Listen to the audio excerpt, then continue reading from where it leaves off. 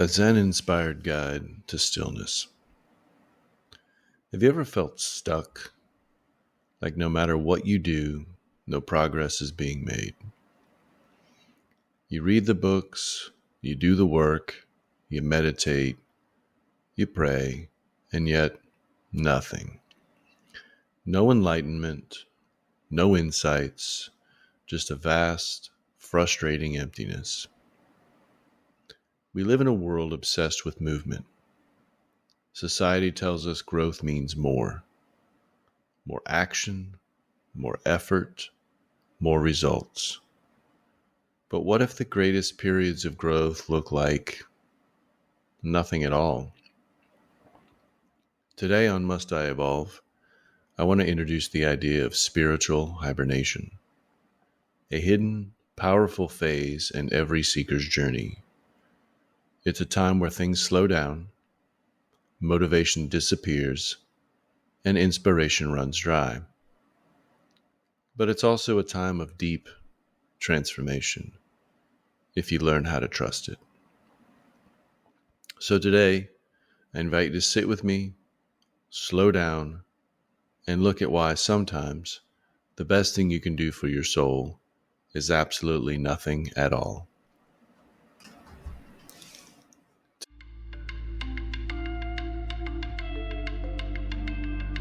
Welcome to Must I Evolve, a lecture series on spiritual growth and philosophy, presented in conjunction with No Expectations, the podcast.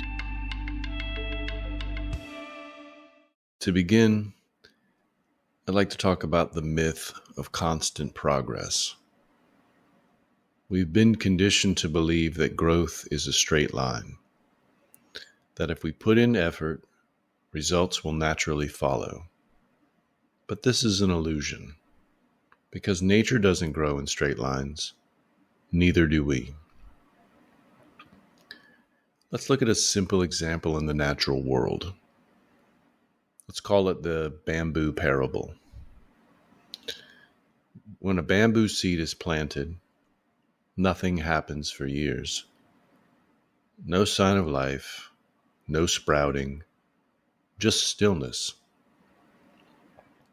But beneath the surface, something is happening.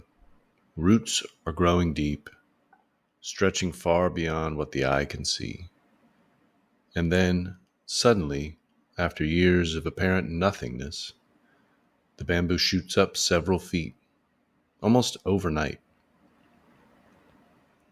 Our spiritual journey is often just like that. We mistake quiet, still periods for stagnation, when in reality, they're times of deep, unseen transformation. Have you ever had a moment where an idea, a realization, or even an answer to a problem appeared suddenly, seemingly out of nowhere? Maybe that wasn't sudden or an accident. Maybe that was the result of a long, invisible processing happening beneath the surface. Just like the bamboo, our deepest changes happen underground, beyond what we can measure. So why do we resist these phases so much? Why do we panic when nothing seems to be happening? In Zen, there's a saying, sitting quietly, doing nothing, spring comes, and the grass grows by itself. Imagine a pond. If you stir it constantly, the water becomes muddy and unclear. But if you let it sit, it settles, and clarity emerges on its own. Spiritual hibernation works in the same way. The more you resist it, the more you stir the mud. But if you allow stillness, clarity arises naturally. Many of the greatest Zen teachers spent years sitting in quiet obscurity, seemingly doing nothing.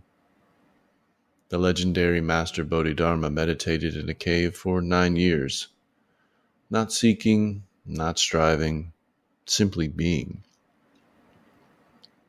When asked what he had accomplished, he simply said, I have come to know my own heart. So sometimes stepping back is actually stepping forward. Sometimes doing nothing is the most important work of all. Like I referenced at the beginning of the show, we live in a world that worships action. But let's be honest, how much of us have spent years seeking spiritual insight only to feel more lost than ever? The harder we chase enlightenment, the more it eludes us. The more we grasp at answers, the more confused we become. In Zen, they call this grasping at the moon. No matter how hard you try to grab it, it slips through your fingers. But when you let go, when you stop grasping, the moon is simply there. This is the paradox. Spiritual growth happens when you stop trying to force it. So how do we embrace spiritual hibernation instead of fighting it? Ways to embrace spiritual hibernation. If you're in this phase right now, let me tell you, you're not failing. You're not lost. You're exactly where you need to be. Begin to accept the season you're in. Life moves in cycles: birth, growth, decay, rest, and rebirth. In the cycle of seasons, winter is not dead. It's resting, gathering strength for spring.